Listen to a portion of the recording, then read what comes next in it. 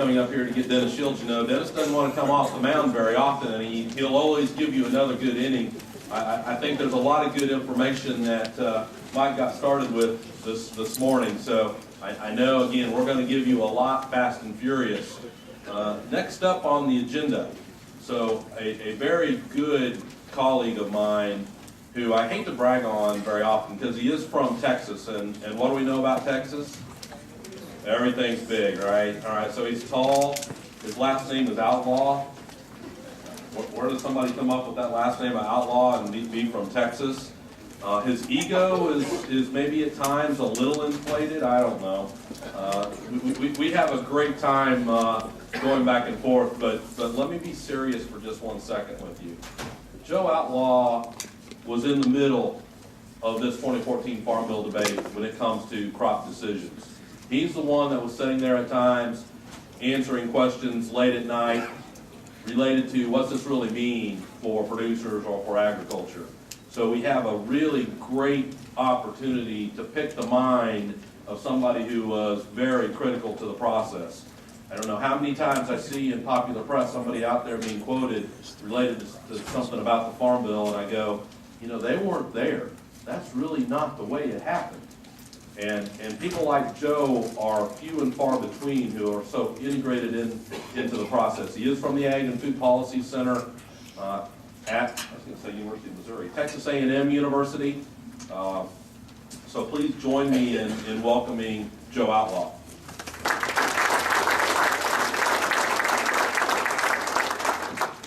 All right, thank you, Scott. I tell you, knowing Scott like I have for about 20-something years now, I know that was very painful for him, and he's going to have to kind of take a shower after that. I don't know. I appreciate the opportunity to visit with you. Yes, we were, along with the factory group here in Missouri, we were very intimately involved in doing analysis behind the scenes. It's not our place. You don't hardly ever see, for as much as Texans like to brag, and this is pretty much, it comes with the territory. You're not going to see me out in the press very often saying all the influence we had. We did have a lot of influence on this bill. I think it's for the better.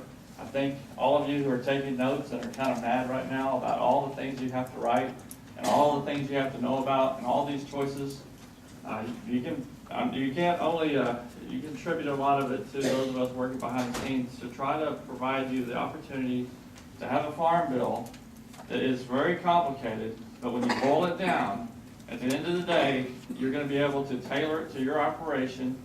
You got 5 farm numbers, each farm number could be different, and it's tailored, and you got the protection that's going to best fit that farm.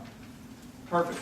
So I take pride in knowing that y'all are going to have to do some work, but at the same time, I'm not just going to say, hey, it's time for you to do some work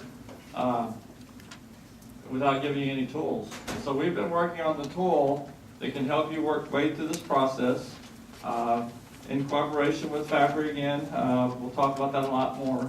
But the Ag Food Policy Center and Fabry were awarded one of the contracts with FSA to develop one of these tools. That's all good and fine, but we had already started before the Farm Bill was passed because we knew this was coming. We knew you were going to have some tough choices, and we wanted to provide you some help.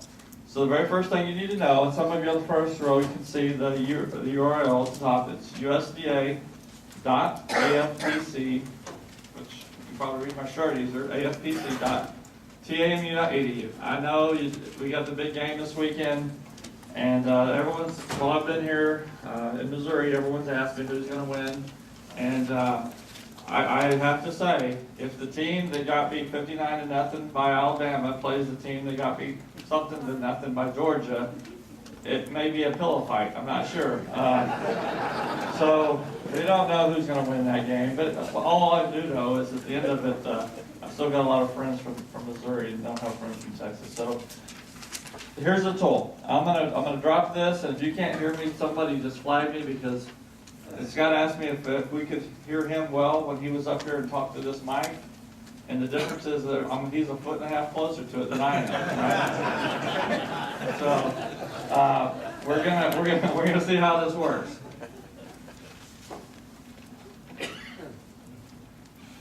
Well, can you hear me, or am I gonna have to bend down the whole time? You're good. All right, I'll yell at you. How about that? The main thing is on the tool. The tool isn't going to make the decision for you. It's a decision aid, as it says right there, to aid in your decision. Hopefully we are positive in that respect. Hopefully we're going to help you make a really well-informed decision and kind of help you think through this process. As Scott said, I like to brag, and I'll just brag one time more. I probably doubt anybody in this country has worked with more individual farmers like yourself from around the country with their data to help them with this process so far. We've been doing it a long time, and I like doing it. And so I volunteer to help a lot of producers from around the country, some that I've known through our policy work that I've been doing forever, and some that just used our website, started asking some questions, and I got kind of interested and I helped them with this process. The main thing is that we want to inform you about your choices. Every time someone comes to me and they'll sit down and they'll say, here's what I think I want to do. Every time, the model, when you put all the data together, it uncovers something that maybe you hadn't thought of. Some interaction that you cannot anticipate until you analyze it. So the first thing you're going to get from me is a little preaching, which is, do not listen to your neighbor, because what they do on their farm might have no effect on what you should be doing on yours. And that's the worst thing. Everyone calls me. I had some really good friends, and I hate that there's a camera on because I wanted to give my colorful language, but I won't do it today. But one of my best friends in a meeting of 800 people in Texas raised his hand and said, this is too hard. You're going to have to do this for us. And I told him to stop being a little baby. Worse than that. So the fact of the matter is, you have time. Mike explained, if you got a long window to look at this stuff, if you had to do it by tomorrow, I feel sorry for you. The fact of the matter is, you have months to do this. And you have a lot of help. All the extension folks from Missouri, we're doing the same in Texas. We're helping people with this. It's our job. That's the outreach arm of the university, to help people make these decisions. Not make them for you, but help. With that little preaching, I'm going to show you through the model. So, over here, first things first, is anybody registered for our decision aid at this point? If you haven't, you have to register, and on the right-hand side, it says click the button register. Again, we're pretty simple people in Texas, and if it says click the button, looks like a button, it's a button, okay? So you can click it. If you go to that point, I'm just going to talk you through that. It's going to ask you for your name. It's going to ask you for an email address and a password that you put in twice, because most of you, and I've looked around this room, and we got some big old fat farmer fingers in here, you're not used to typing a lot.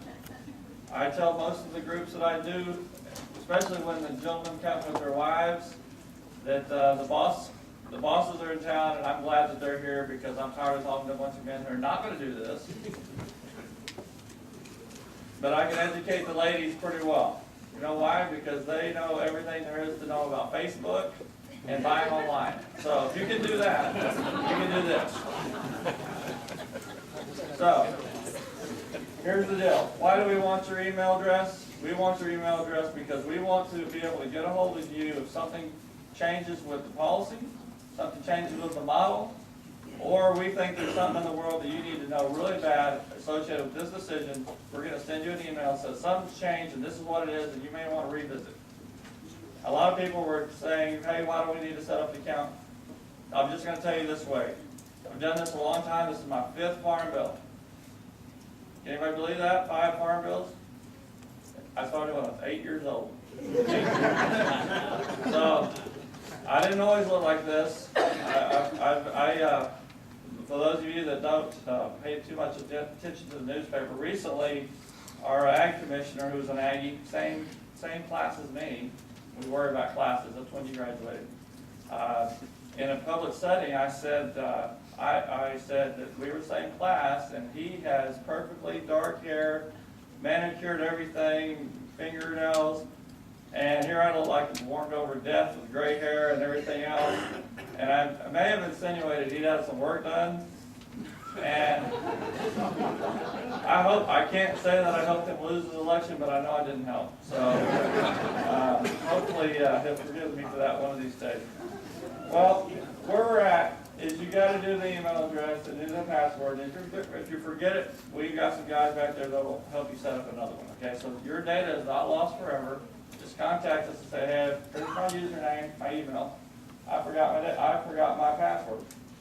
Now, the main decision is, do I want to set it up to analyze me? My name is Joe Outlaw, and I've got an account for Joe Outlaw, and I've got 5 farm members or 72 farm members. It doesn't matter. I'm just going to worry about me. I don't worry about anybody else. Or, me and my brother's kind of the village idiot, and he doesn't really like computers very much, and I'm going to have to do his if anyone's going to help him. I might want to be a multi-client user. We set that up basically for people, agribusiness consultants, crop insurance agents who are going to help a lot of clients. In that regard, a multi-client user, just envision them being an umbrella. Your account is the umbrella, and you have as many people underneath as you want with their own individual farm data. It's 2 choices. It doesn't matter to us, but you need to, before you use our tool the first time, I want you to read this paragraph over here. It says, we are very good at what we do. That's the Texan coming out of me, okay? But we still don't know the future. We don't know what you should do for sure, but we want to help you at least get more information about this decision. And you have to agree to that by clicking that little button there and hit next. Otherwise, you haven't used our tool. So when you come at me with a lawyer in 3 years saying, hey, you helped me make a terrible decision, my answer is going to be, did you forget the part about educational use, okay? We're educators. We're trying to educate people. If we had all the answers, I would have a card that said, I can tell you what to do, and you're going to pay me for that, right? Okay? I don't have that. We have information, and we're willing to help you with this. I've already set up an account. You can see right here. And before I leave here, I'm going to tell you what it is. It's MissouriFarms@test.com. It's a fake account. I put data in there, average county data in there. But remind me before I leave, I'm going to give you the password. And you can have access to it, and you can get on and start playing with it. Is it what you should use to make your decisions? No. But you can start tinkering with it to go, you know what, I can get familiar with this. I understand the process. It's time for me to set up an account and put my data in there. So at the end of this, I'll tell you the password for it. So I'm going to go ahead. I've already got the account. I'm just going to go ahead and log in.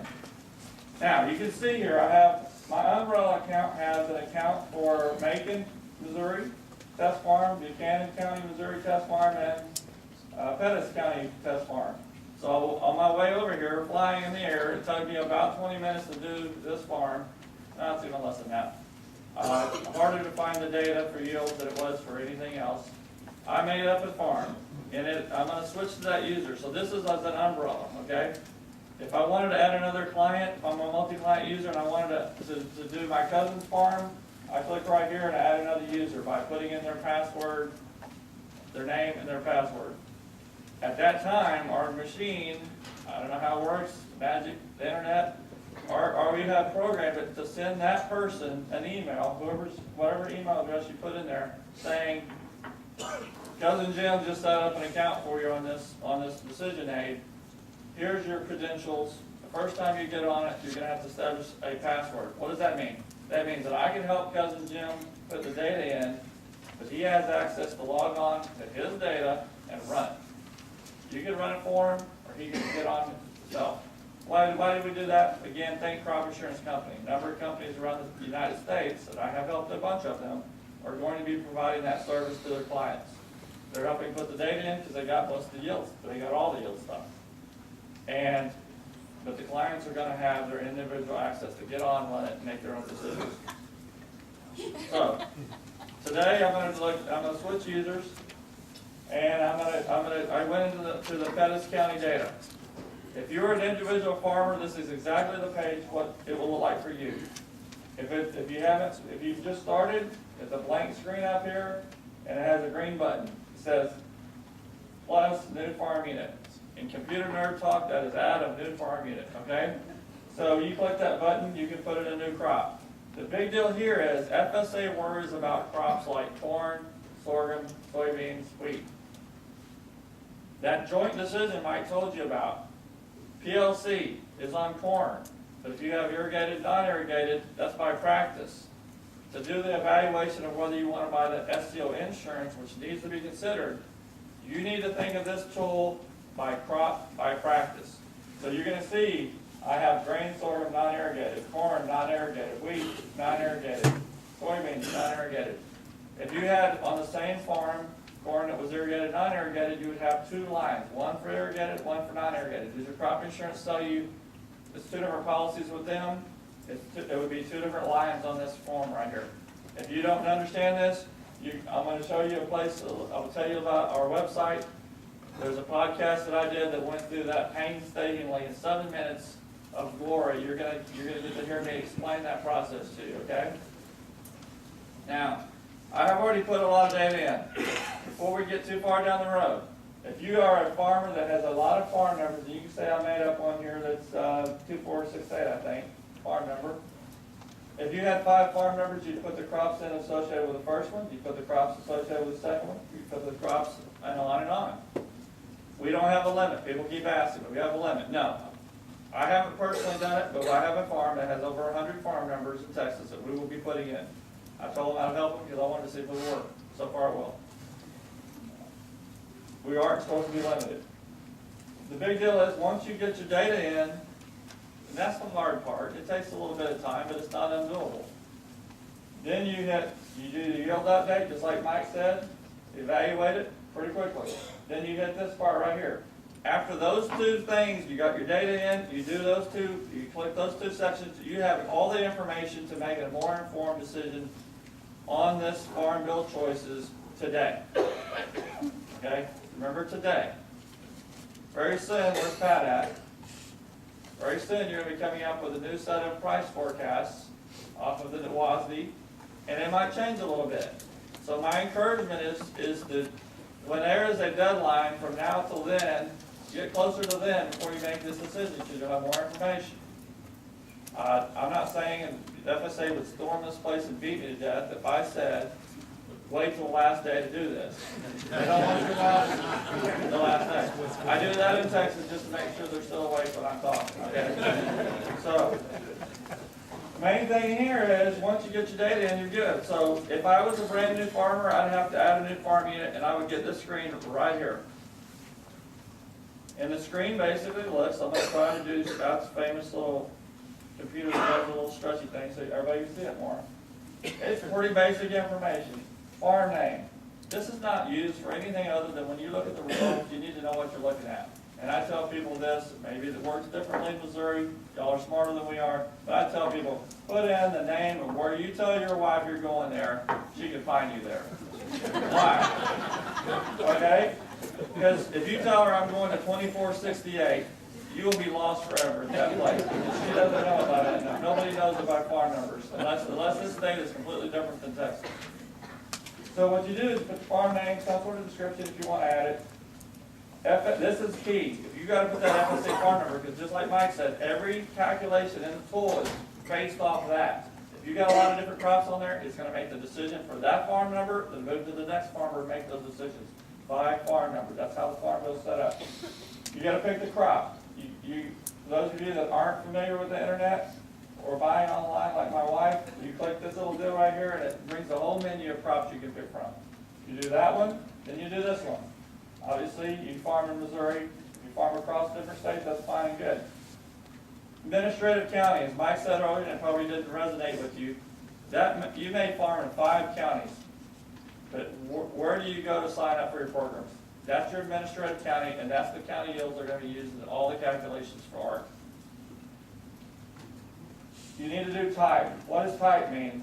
I have grain sorghum up here. Joe, you're not very smart. That's just, there isn't a type on grain sorghum. But on wheat, there's winter, spring, durum, right? And for barley, there's confectioner, there's other things. But there will be, if the crop here means there will be a drop-down box here and you look at it. If it says no type specified, it doesn't matter.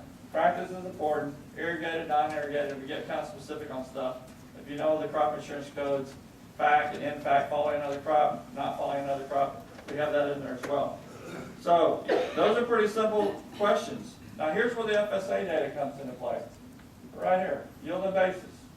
That form you got, how many people remember receiving the form in August? Most of the folks in Texas went, I don't need this, throw it away.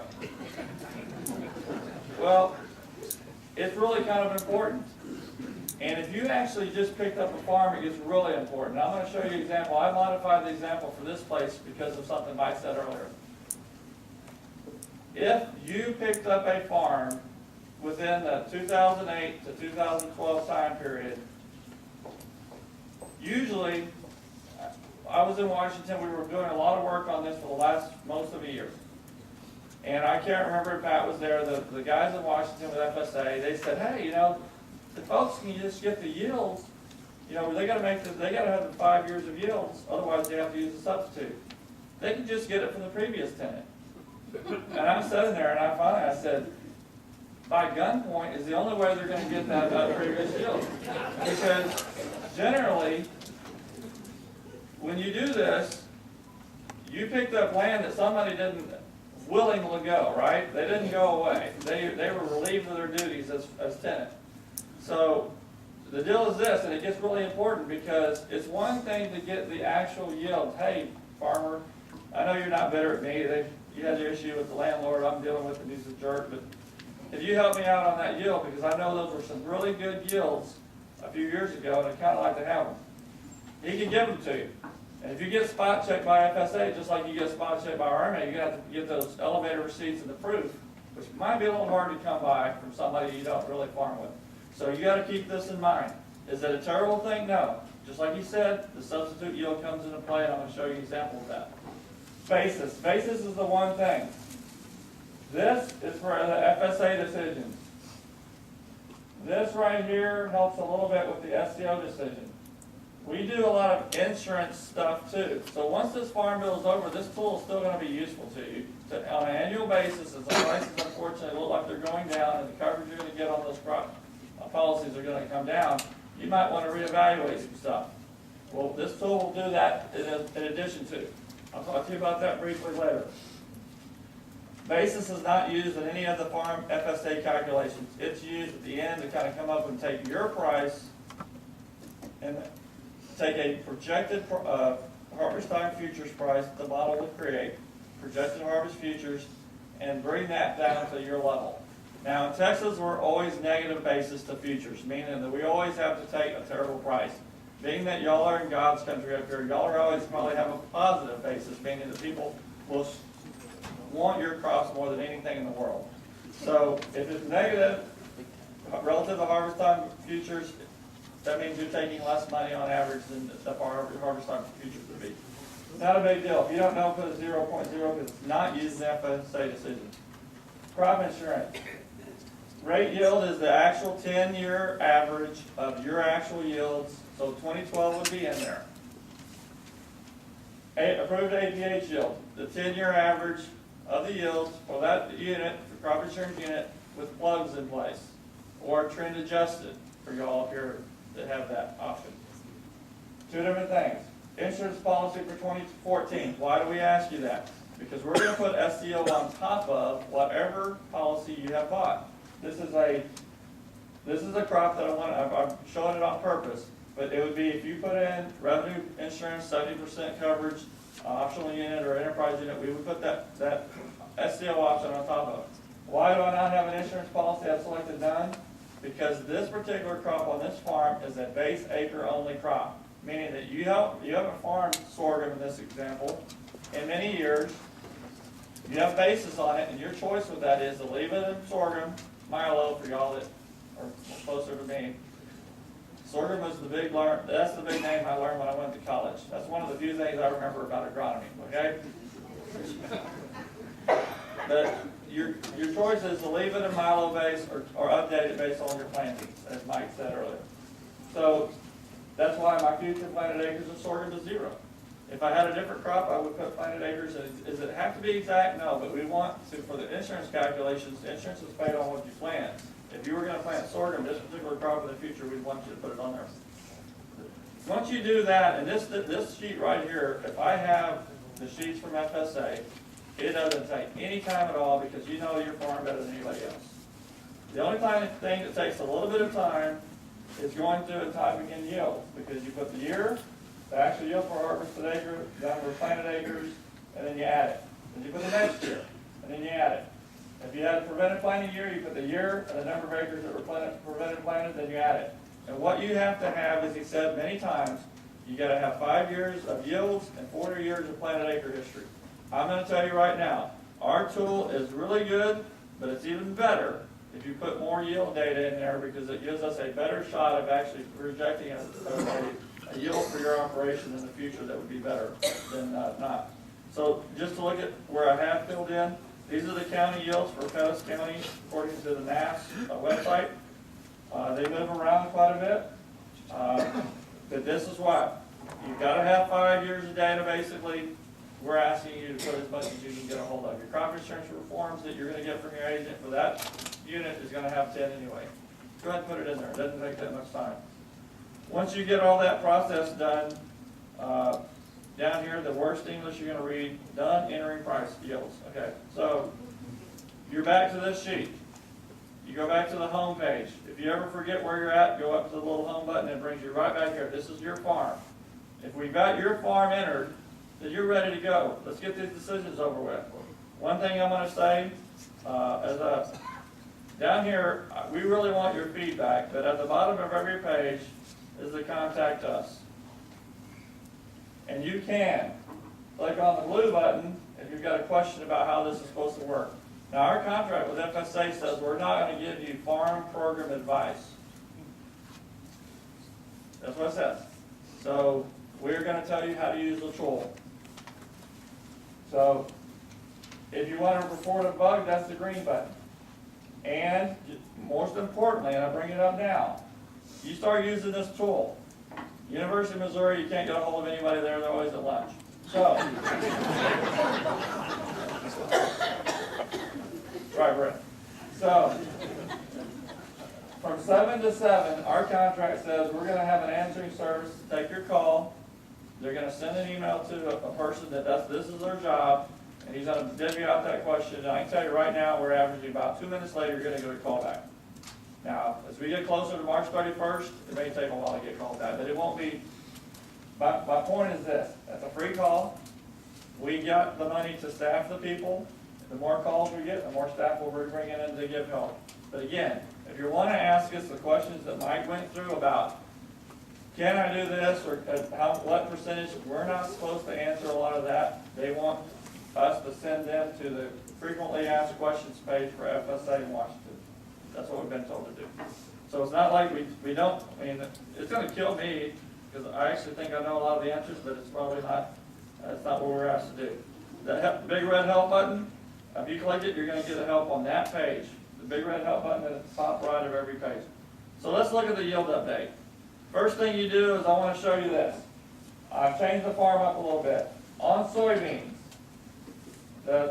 here's the initial FSA yield for 2013 countercyclical payments, and that could be updated depending on the data that's entered here.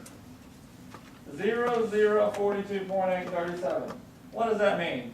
That means that form I got from FSA said, hey, on that farm, soybeans was planted from 2008 to 12, but I don't have the yields for those first 2 years. If I cannot get them from the previous tenant or the landowner and have records to prove them, this computer model is going to use the substitute that he showed you several times today. Or if my yield like this 23 at the end over here, 23.3 is lower than substitute, it's going to replace that.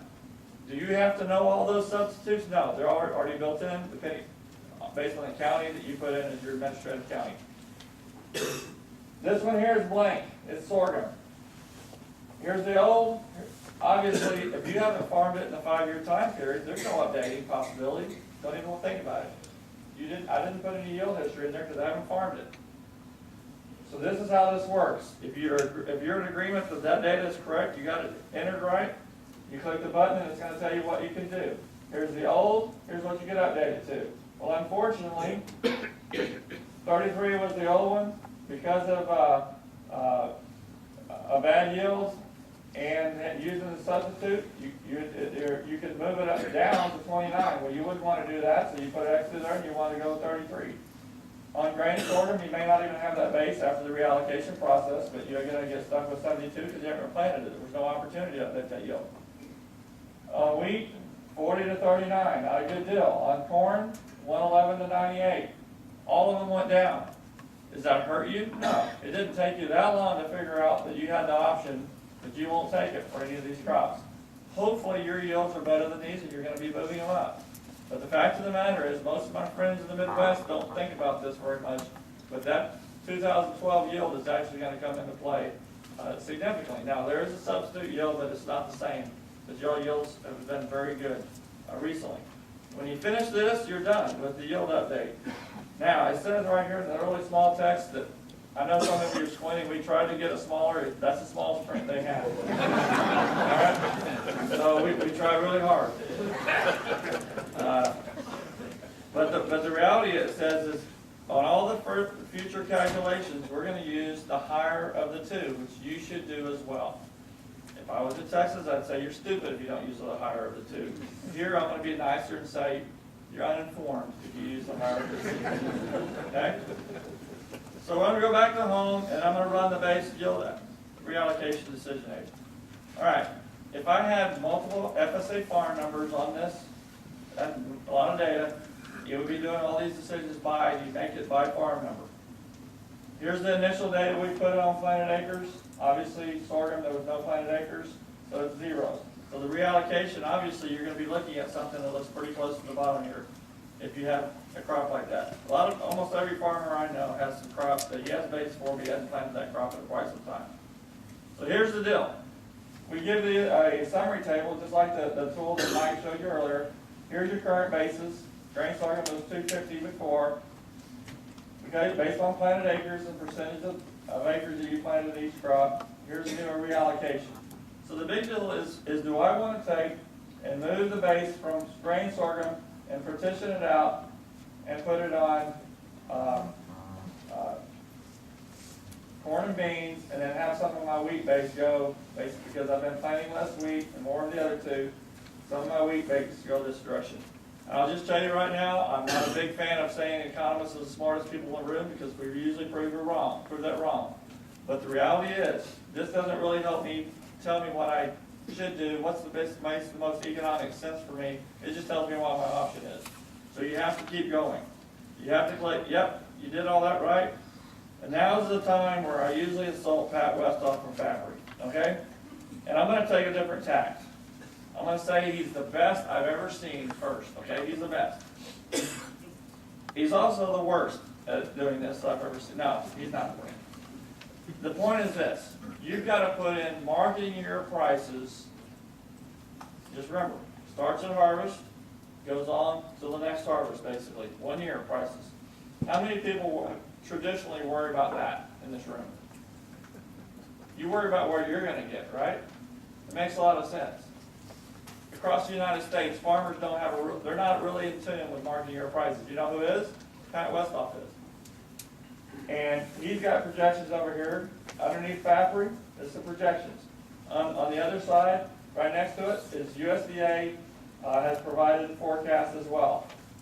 Are they the only places you can get prices from? No. You can get them from anybody you want to and put them in here. But to help you out, those of you that don't like to type, if you click Fabry, it's going to fill in the blank. If you click USDA, it's going to fill in the blank with USDA numbers. It'll turn green, Fabry, and Fabry. Okay, so you've done one series of analysis. You've set up the prices. I'm going to tell you right now, this is no joke. They do the best they can, but these prices probably will not come true. But the tool incorporates risk. And Pat's going to spend a lot of time right after lunch talking to you about that. Why is that important? Because he doesn't have to be perfect on these forecasts. He has to be close, and we're going to put risk around it to incorporate all the chances that he missed it. We do the same thing with yields. And if you run across somebody, and I'll just tell you, I've got friends and colleagues at Kansas and Oklahoma State development tool that doesn't have risk in it. It's not worth their time or yours. I don't do that very often, but I strongly believe that you need to incorporate the chance that you don't know for sure what the price is, you know what's going to be. And that's what we've done. So, the other thing is, You run it, and you get really comfortable with the results, then you change the prices, you run it again, and make sure that the results didn't flip-flop. So you analyze this. When you hit the analyze the button at the bottom, it runs each of the alternatives 500 times for each year, and it's already done. And it provides you some summary tables. And the very first one is national prices. Here's the price forecast you use. Here's the county yields that FSA gave us. And this particular county doesn't have any warning signs up here at the top for these crops. If there was a big, ugly orange sign at the top, it was because you have a crop on your farm that we don't have all the official data from FSA yet. We're gonna get it, we don't have it yet. And we're gonna let you continue moving on with the tool, but we're gonna put in an estimate. And for the other two counties, if you were to get this, and you get that password from me later, and you go look at it, you run Pettis County, no warning sign. If you run Macon County, there's a warning sign right up here at the top. This is, oh, by the way, we're missing one piece of data, official. We've made do with other government sources of data to try to help you move along and evaluate this stuff. Is that important? Not to y'all, because your data's there. Here's the table that gives you the story, the end story. Now I'm going to take you to a little bit different path.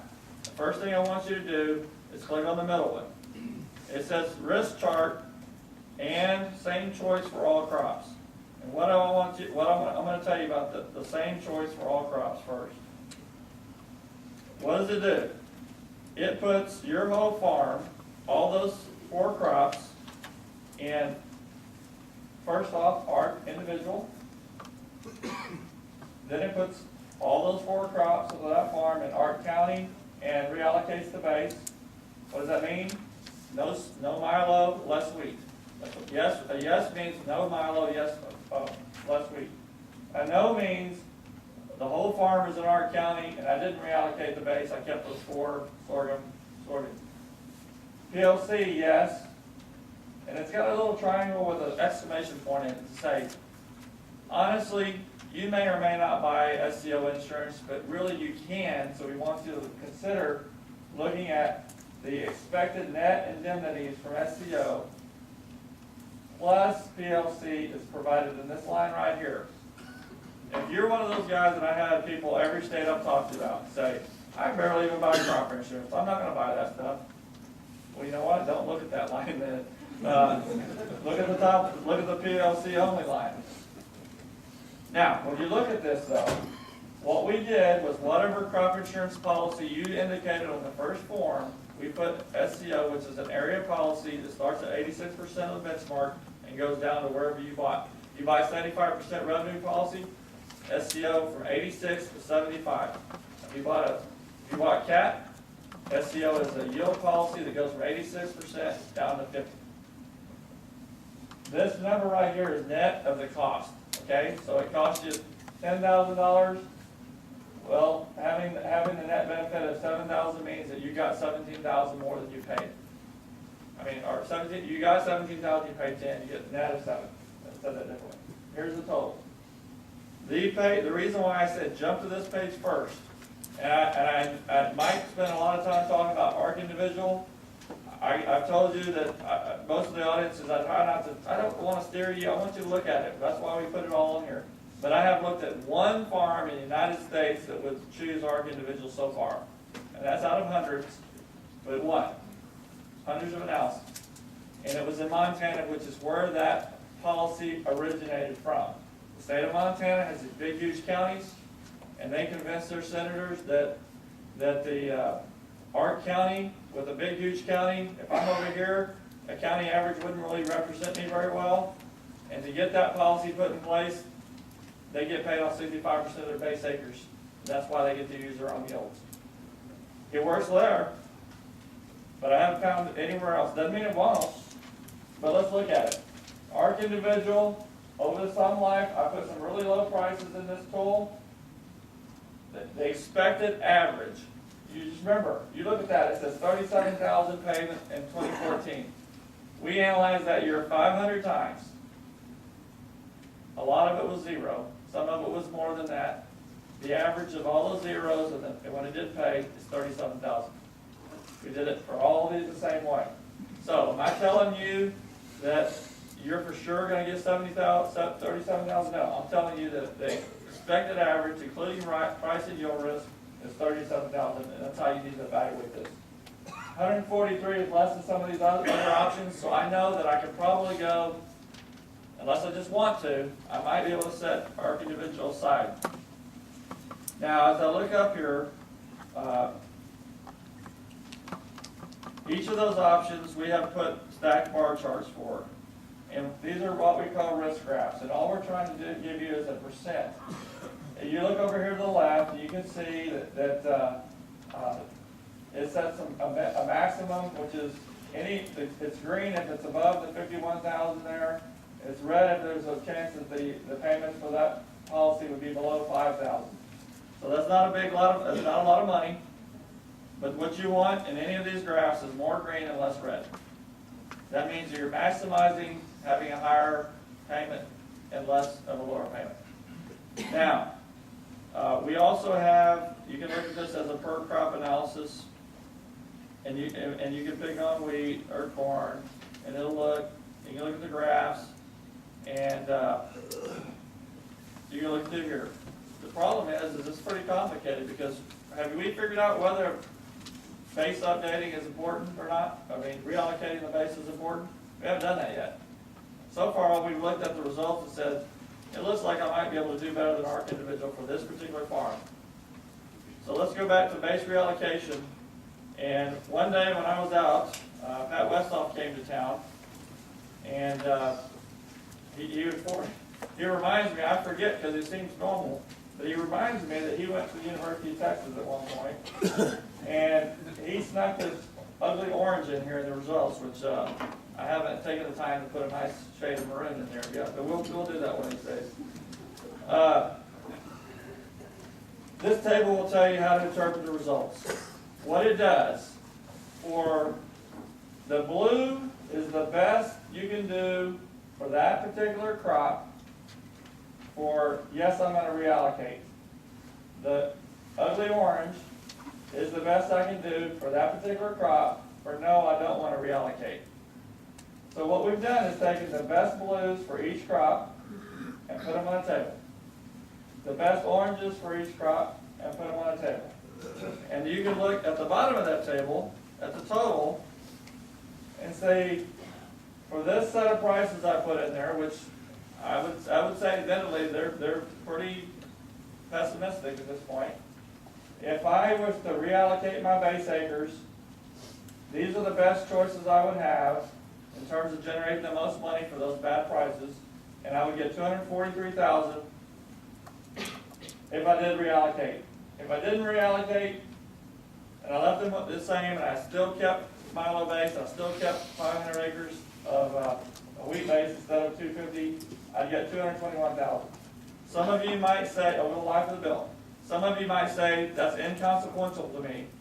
And if you're telling me it's that close, I'm the happiest guy in this room because I know I can't screw up this decision.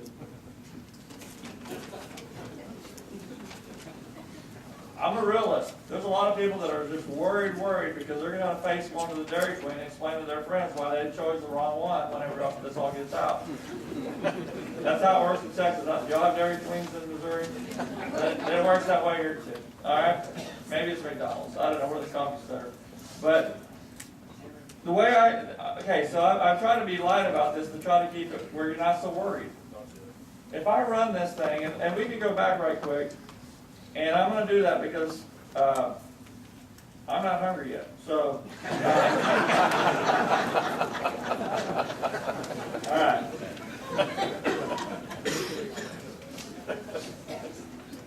You know, I forgot to mention something, so I'm gonna just run it again at the same prices. I'm going to tell you something, we'll go back. It doesn't take too long, usually. Yep, there we go.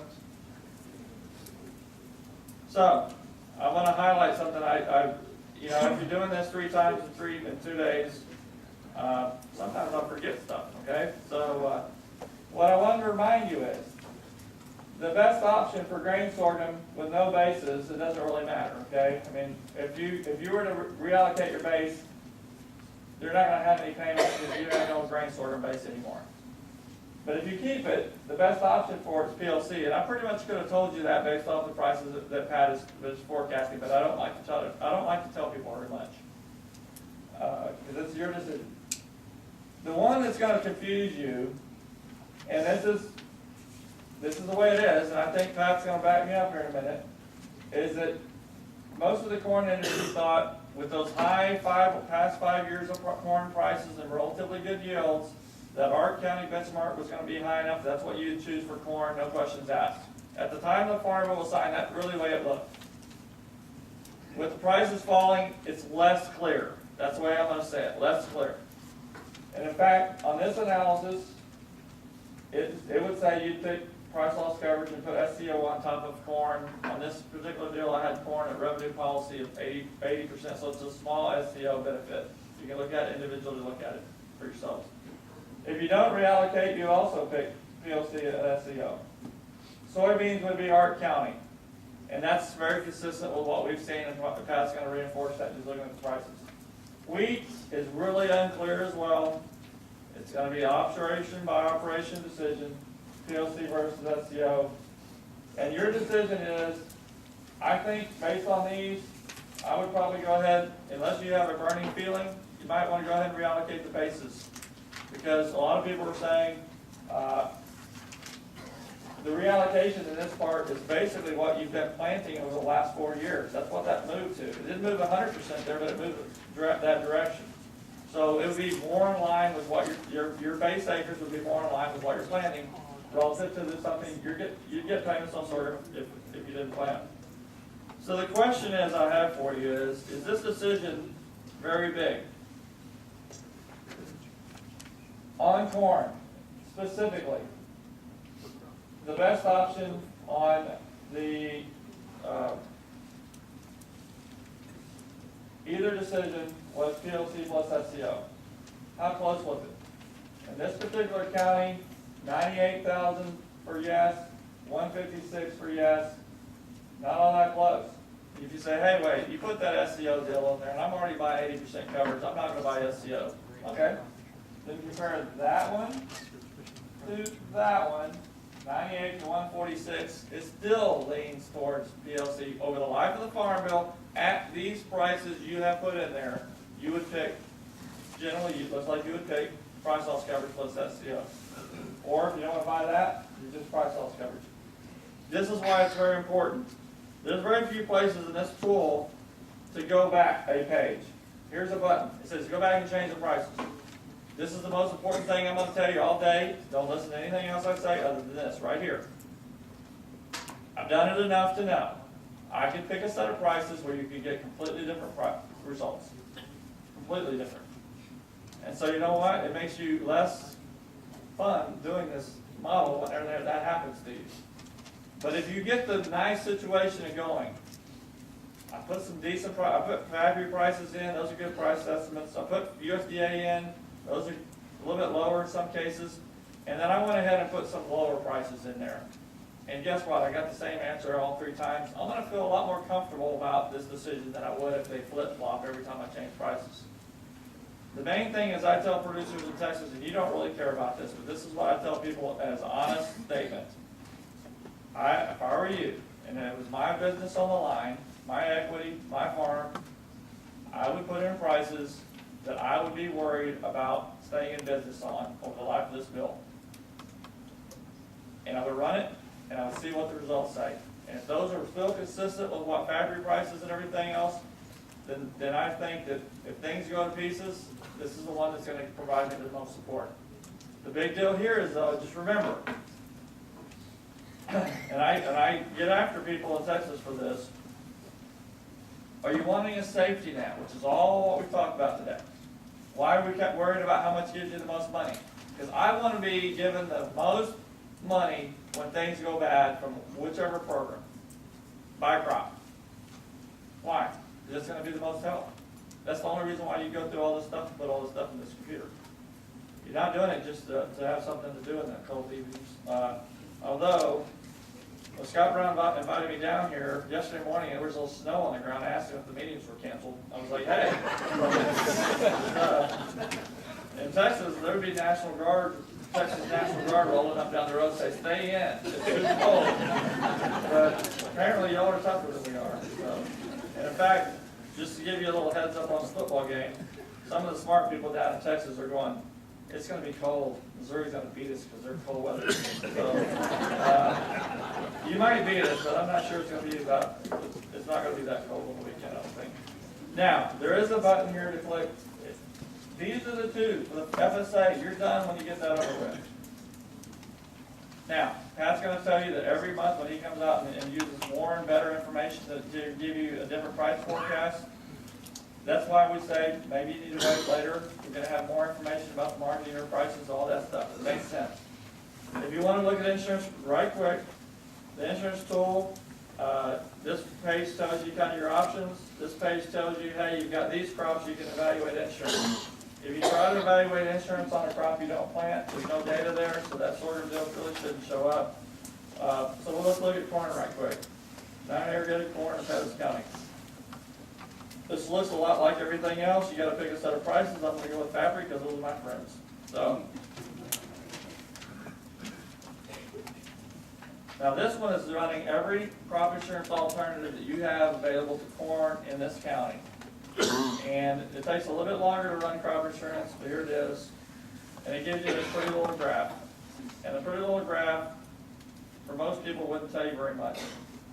It is another risk graph, and we try to divide the observations, 25% of yellow, green, 25% of red, 50% in the middle. And that's how those rates come apart. So on corn, over the life of this bill, 1.8 is right here, $1 million. 25% chance you're going to be over that. For the life of the bill, the number of acres you just said you were going to plant corn. What's the probability that it's less than 1.5? It's represented by the red. So on this graph, what you want to do is, are there any options relative to what we put in here for you? Here's the insurance policy that I put in for corn. It's revenue insurance, 80% optional coverage. And we put in as a starting place Art County. So the question I have is, if we put this farm in PLC just by itself, it's not that much better. What if I added SCO? It's really close. Really close. For the same insurance, you just change the policy. It's a visual way to go. I really can't mess this up too bad. Pick one. Whatever you feel like. Pat's going to tell you, one's going to pay early more, one's going to give you more of a full on prices. Maybe you feel good about one or the other. But listen to him about that. The big deal is we've run this thing 500 times with different prices, different yield combinations, and every option you could go to. So what if you said, you know, my insurance agent always talks me into 80, but I always wanted to go with 50. Let's just put 60. Doesn't really change a whole lot. You get to play with this part of the tool. If you have multiple units in the same county where you have corn and you have 5 farms of corn in the same county, then you can start, or you know, more than one farm, you can start looking at enterprise units. And if you switch to enterprise units, that's a big discount on the insurance. These numbers right here, that 1.7 million in both places, that's after whatever the cost of the insurance is. It's market receipts based on that basis you gave us earlier, and the yields projected. Government policy, government receipts, and crop insurance net indemnity. So you change the policy to a really expensive one, it'll net out the cost of it and show it right here. I like this one. This is my make me feel warm and fuzzy deal. Because the big decision on corn is, do I want to go R County or I want to go PLC?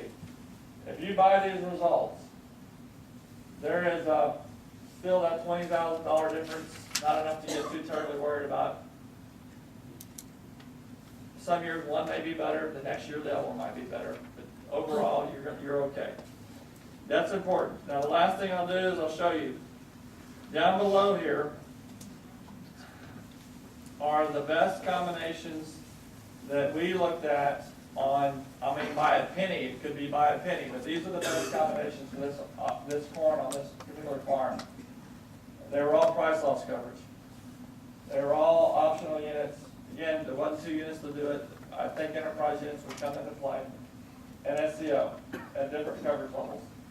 So if you had made the decision you were going to go with price loss coverage and you go to the insurance deal and run it, and it tells you that the top 5 out of 500, no, maybe close, a little over 100 opportunities on crop insurance, different coverage levels, different policy types.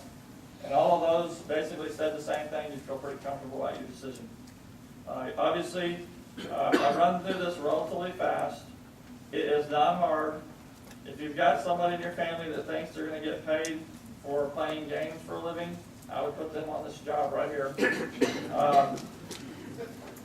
I have a son that he might be going to do that. He thinks. One thing I will say, I failed to mention some of it right quick.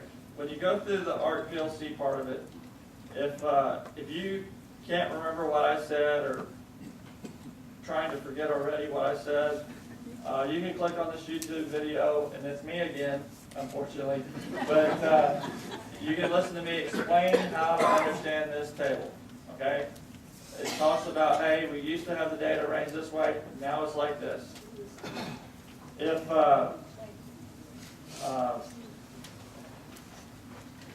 USDA.AFPC, if I just go to afpc.tmu.edu, for those of you, and I know most of you don't care, but the list of podcasts is under Farm Policy Minute, list of podcasts. Number 12 is the one that says, hey, how do I make this FSA corn work with RMA, different RMA units? How to merge them together. Number 12 on that list, if you were to look at the list of podcasts, unfortunately, they're all still me. But, and there's a lot of different ways. I wouldn't suggest ever looking at a video of me at 1080p or whatever that is. That's going to take a long time if you don't have good, a really good internet connection.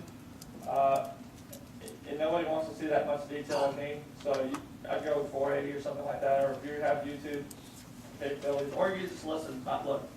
So with that, anybody have a quick question for me? I know I'm between you and the world's best sandwiches. Is that right? It's going to be, Scott? Yes. Most people don't realize this, but when we started this together, he was in graduate school at Missouri, I was in graduate school at A&M. He had hair, I had no gray hair.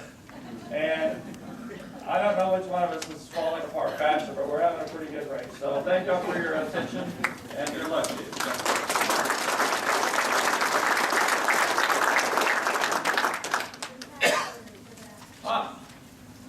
Scott Brown.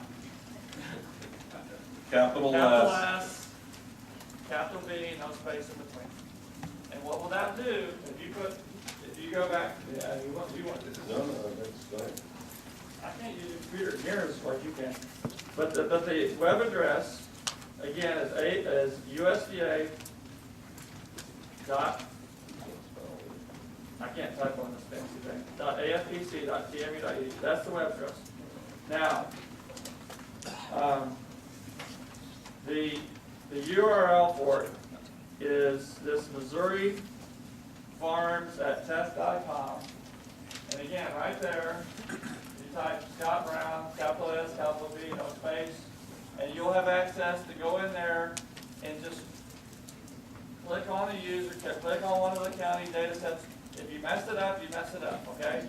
Don't hit the delete button, that's kind of important. Because I want everybody to have access to get a feel for using the tool before you invest the time to go ahead and put your data in. So, thanks for reminding me. Anything else?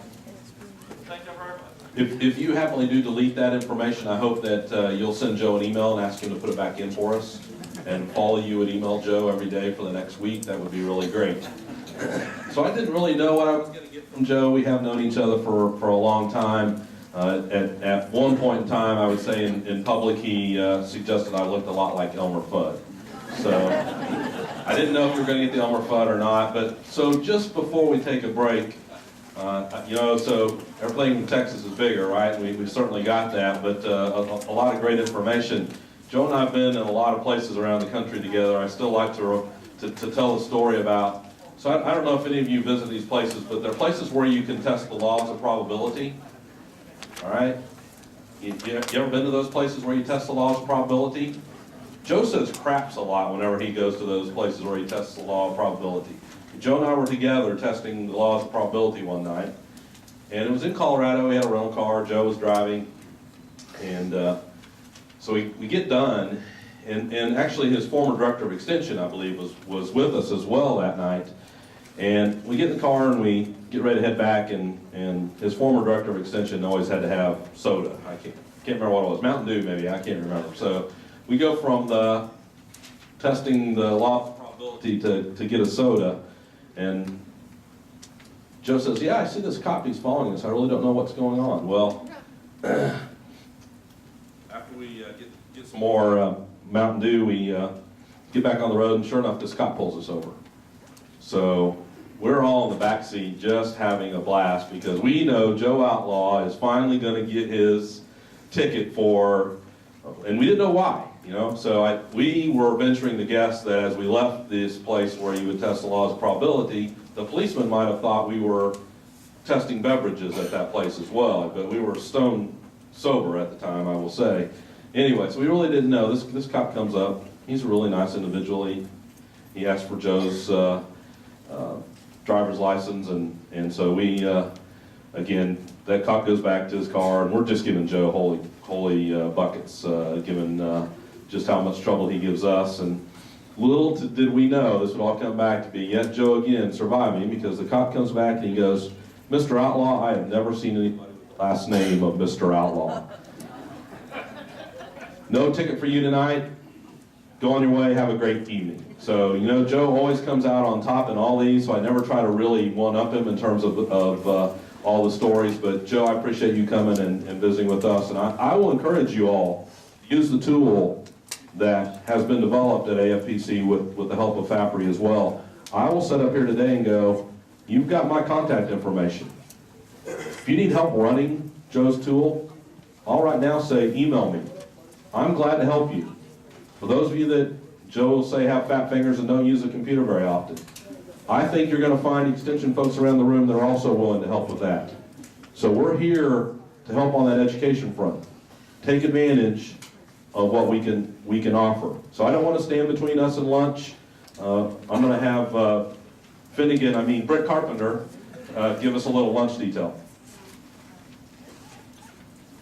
Lunch is Panera sandwiches right out here in the hall. We're going to go clockwise.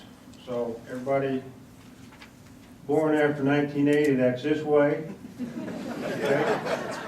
If you would please, this side of the room can exit there. There's 3 types of sandwiches on the table. There's a turkey bacon, there's a ham Swiss, there's an Italian combo. Drinks are on that end. It's tea and coffee and water today. Okay? If you need anything, let us know, but we're ready to break. So if y'all want to start right here, come back in this door over here, please. When you're done, you'll be left with a box, and we'll try to come around and pick it up from you. And we'll get started back as soon as we practically can here after lunch.